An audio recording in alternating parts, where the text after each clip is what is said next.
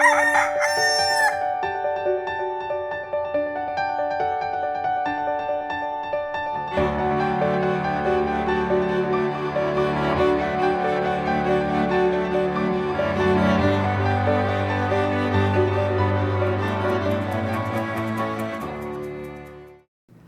umaga po. Magkapet pandasal po muna tayo.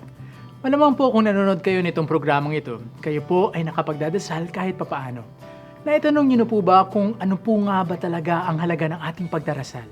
Ito po ba ang ating paraan upang kulitin ang ating Diyos nang sa gayon sa ating kakulitan, mapilitan na lamang siyang ibigay sa atin ang ating inaasam-asam? Mukhang hindi po ata ganun talaga ang ating karanasan ng pagdarasal, hindi po ba?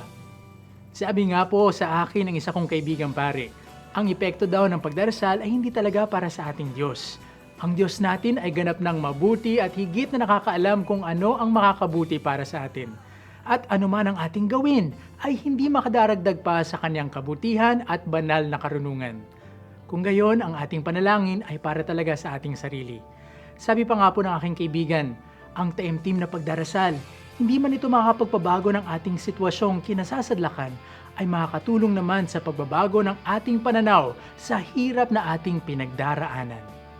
Sa paraan na tayo mismo ang makakakita ng kabutihang nais ipabatid ng ating Diyos sa anumang sitwasyong ating kinaharap. Nakakapagpabago ang ating mga panalangin.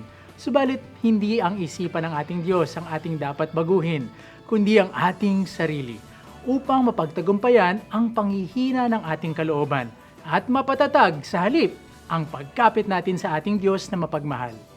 Ako po si Bro Arnold na nagpapaalalang patuloy lang na manalangin sa Diyos na mahabagin.